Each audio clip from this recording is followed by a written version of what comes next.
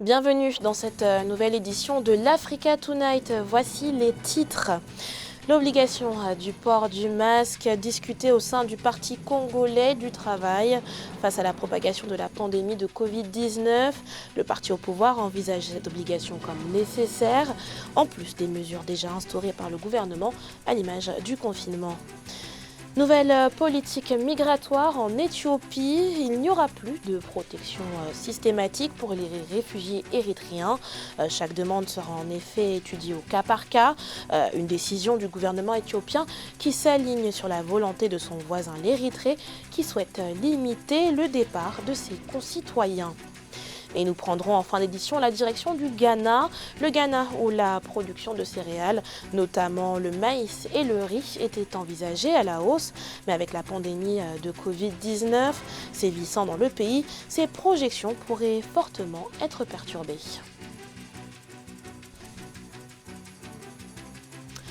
Mais avant de développer ces titres à Madagascar, le Covid Organics, remède trouvé en réponse à la pandémie de Covid-19, fait débat et continue de générer des soutiens. Après une rencontre avec le chef de l'État Hans Radzoel, l'Académie nationale de médecine s'est en effet montrée favorable à l'usage du remède. L'institution l'a annoncé par le biais d'un communiqué où elle affirme que de par sa nature, un remède traditionnel amélioré et non un médicament, le Covid Organics peut être utilisé. Un retournement de situation alors que dans un premier lieu, l'ANAMEM partageait des inquiétudes, estimant qu'il y aurait un risque de préjudice lié à l'utilisation de cette tisane, notamment sur la santé des plus jeunes. La riposte contre la pandémie de Covid-19 entreprise par les autorités congolaises ont bénéficié d'un appui critique de la part du secrétariat permanent du Parti congolais du travail. Outre les mesures déjà décrétées telles que le couvre-feu entre 20h et 5h du matin, le confinement, le parti au pouvoir s'interroge sur la nécessité d'obliger le port du masque en République du Congo afin de freiner la propagation du virus qui a déjà causé le décès de 6 personnes avec un total de 200 cas contrôlés positifs à ce jour. Un reportage de notre correspondant à Brazzaville, Deva Panzou. Le Parti congolais du travail a interrogé le gouvernement sur l'hypothèse d'obliger le port du masque en vue de ralentir la propagation du coronavirus en République du Congo. Sans surprise, le secrétariat permanent du parti au pouvoir appuie les mesures prises et encourage le gouvernement à les appliquer avec détermination. Donc les mesures qui ont été prises nous paraissent positives. Nous avons demandé au gouvernement d'être déterminé dans l'application de ces mesures et que nous, en ce qui nous concerne, nous sommes prêts à appuyer en tout cas ces mesures par aussi une campagne d'intensification. La gestion de la crise sanitaire due au coronavirus semble peu rassurante. À cet effet, une délégation du secrétariat permanent du Parti congolais du travail s'est rendue chez le Premier ministre Clément Mwamba ce vendredi 24 avril 2020 à Brazzaville, la capitale. 10 ministres étaient présents à cette entrevue. Objectif, s'enquérir des forces et faiblesses de la stratégie de riposte du gouvernement congolais face au coronavirus et proposer d'autres mesures plus efficaces. Il y a d'abord le dépistage. Faut-il dépister plus ou pas? Il y a le dépistage. Ce sont là des problèmes très importants. L'approvisionnement dans les villes qui peut poser problème. Cette séance de travail interactive avec ses membres du gouvernement a permis au parti au pouvoir de comprendre et d'encourager les efforts déjà réalisés par les autorités depuis la déclaration du patient zéro dans le pays. Le PCT avait apporté sa contribution d'un montant de 50 millions de francs CFA au Fonds national de solidarité dans le premier système de la riposte contre le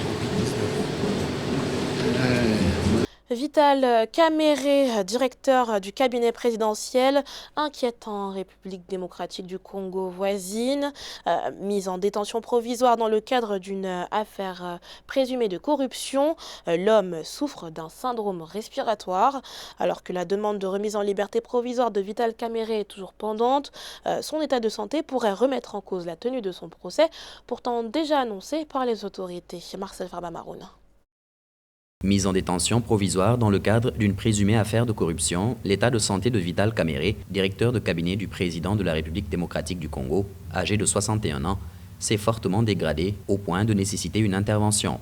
Le rapport médical numéro 56 émis en date du 24 avril, après 2 jours d'examen par le médecin hospitalier de la prison de Makala, le docteur Baloko, étant des plus alarmants. Nous avons examiné le patient ce 22 avril. Après avoir été consulté par un cardiologue, celui-ci a décidé de la pose d'un holter. Suite au résultat des examens, la spirométrie pour le fonctionnement pulmonaire met en évidence un syndrome respiratoire. Nous recommandons, avec avis des spécialistes, une meilleure prise en charge en milieu hospitalier, mieux équipé, doté d'un équipement avec respirateur en service d'urgence bien équipé. Des inquiétudes qui viennent alourdir l'imbroglio juridique autour de la liberté provisoire à accorder à Vital Kamerhe. Face aux difficultés à rassembler des preuves évidentes de la culpabilité du directeur de cabinet, des tensions vives ont éclaté entre les magistrats en charge de l'instruction dans ce dossier et ses ramifications. Le juge Mouteba Fumbo, accusant clairement le premier président de la Cour d'appel de vouloir leur imposer sa position, de bafouer l'état de droit et le principe d'indépendance, a choisi de se déporter. Il sera imité dans un autre cadre par le juge Samoutondi Ikomba Sali. Des ingérences politiques et diverses à plus haut niveau dans le dossier judiciaire de Vital Kamerhe qui ont amené le président de la Cour constitutionnelle à faire un rappel cinglant au vice-premier ministre Tunda Wakasende, membre du FCC, parti de l'ancien président Joseph Kabila et pourfendeur. Je relève l'inopportunité de votre visite car l'organisation des échanges relatifs au dossier judiciaire en cours et l'examen des diverses autres questions débordent le cadre normatif de la politique judiciaire et entrent en conflit avec l'article 151 de la Constitution ainsi libellé. Le pouvoir exécutif ne peut donner d'injonction aux juges dans l'exercice de la juridiction, ni statuer sur les différends, ni entraver le cours de la justice, ni s'opposer à l'exécution d'une décision de justice. La demande de liberté provisoire de Vital Kamerhe est toujours pendante. Au cœur de cet imbroglio juridique, les récriminations par ses partisans d'un acharnement politique et d'une volonté d'humiliation prennent de l'ampleur. Entrée en vigueur d'une nouvelle politique migratoire en Éthiopie, des mesures qui visent notamment les réfugiés érythréens.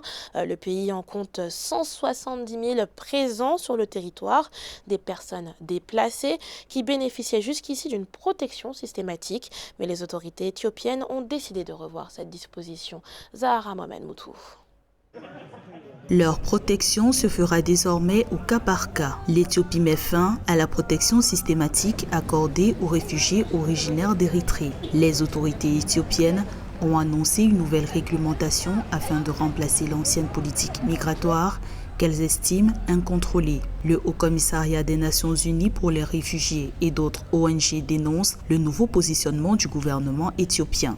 Une nouvelle disposition s'alignant sur la volonté du régime érythréen de limiter les départs de ses concitoyens. Dès lors que vous avez signé la paix avec votre voisin, eh bien le principe même du traitement des réfugiés du dit pays avec lequel vous êtes maintenant dans une situation de normalisation doit évoluer. Donc on peut penser effectivement que cette situation-là vaut quelque part cessation de protection ou devrait valoir cessation de protection des Érythréens. L'Érythrée, sur la côte de la mer Rouge, est l'un des États les plus fermés au monde.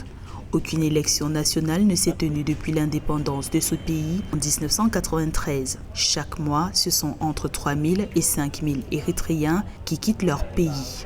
170 000 ont pu trouver refuge en Éthiopie. On est aussi confronté à des situations de pression démographique qui, quoi qu'on en dise, amènent les gens à se déplacer. Et puis derrière, il peut effectivement y avoir toute la problématique des migrants ou des réfugiés ou des départs motivés par des causes politiques. Je pense que la réponse du gouvernement érythréen par rapport à cette question-là serait effectivement d'aller plutôt vers une forme de libéralisation. Pour de nombreux Érythréens réfugiés comme ceux de l'intérieur, la nouvelle politique migratoire de l'Éthiopie risque de renforcer le régime contesté du président Isaias Afwerki.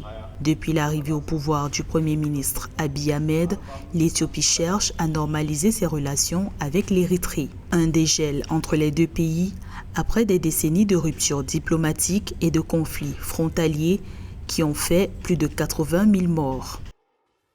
Le dossier sera ouvert avec fermeté. Ces mots sont ceux du ministre de la Communication algérien Abar Bellimer. Une instruction qui porte sur les financements étrangers des médias que le ministère qualifie d'ingérence étrangère. Ingérence qui, selon lui, ne peut être tolérée par l'Algérie, ni même par tout État souverain. S'exprimant dans les pages du quotidien saoudien Al-Riyad, le ministre Bellimer a estimé que le capital social doit être exclusivement national et les fonds investis justifiés, en s'appuyant notamment sur l'article 29 du Code de l'information qui stipule explicitement que toute aide matérielle directe ou indirecte de toute partie étrangère est interdite, en plus de la loi relative à l'activité audiovisuelle. Prenons à présent la direction du Ghana. Le Ghana, où la production de semences de maïs et de riz a été revue à la hausse. Des projections d'environ 500% émises par le département américain de l'agriculture durant la campagne 2019-2020.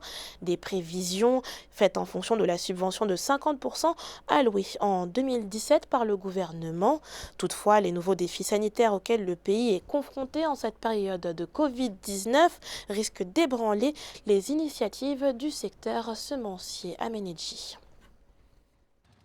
Sur l'ensemble de la production de semences de maïs et de riz au Ghana, les volumes de vente certifiés dans le cadre du commerce formel ne répondent qu'à 20% de la demande nationale sur 80% fournie par le secteur informel. Une étude réalisée avant l'impact des mesures de confinement liées au coronavirus projette à 500% la hausse de la production. Le Ghana, à l'image de tous les États africains, est en train de payer le lourd tribut de ce mauvais virus qui est en train de mettre sous les teignoirs presque tous les espoirs qui étaient nés des bonnes perspectives économiques qu'on a enregistrées en fin d'année dernière. Il est évident que c'est des prévisions totalement à revoir. La production pour l'ensemble de ces produits devrait augmenter de 10% durant la campagne 2019-2020 suite à la subvention de 50% allouée en 2017 par le gouvernement à la production de ces intrants dans le cadre de son initiative Planting for Foods and Jobs. La meilleure destination en matière d'importation à faible coût, généralement, c'est quoi? C'est l'Asie. La meilleure des sources d'approvisionnement pour celui qui a besoin de ce qu'on appelle les commodities, c'est des denrées de consommation de masse. Le Ghana a déjà au moins cet avantage d'être un pays qui a sa propre monnaie, dont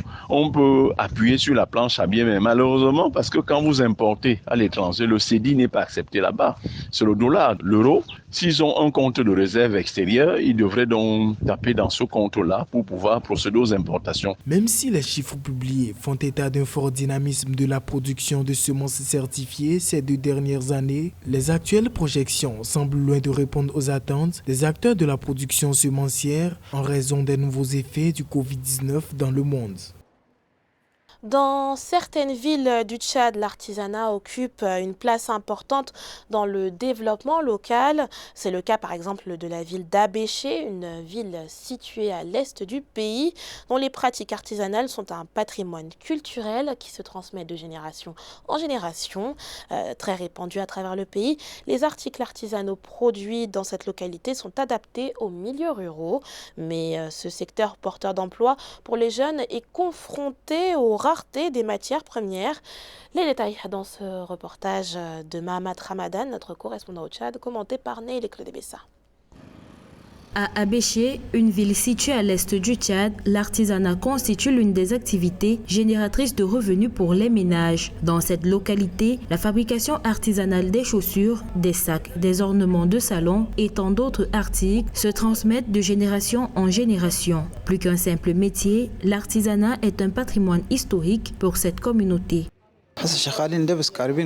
J'ai hérité de ce savoir-faire artisanal de mes grands-parents puisqu'il se transmet de père en fils. Grâce à l'artisanat, j'arrive à subvenir aux besoins de ma famille. Ce métier est une bénédiction et je rends grâce à Dieu. Un artisan qui se perfectionne bien ne manque jamais de travail et trouvera toujours de quoi nourrir sa famille. Très longtemps réservée à un groupe restreint des personnes, la pratique artisanale s'ouvre en tant que métier pour contribuer à lutter contre le chômage des jeunes. Cependant, les artisans sont confrontés aux raretés des matières premières, notamment le cuir, à cause de surexploitation des bétails sur pied vers les pays voisins.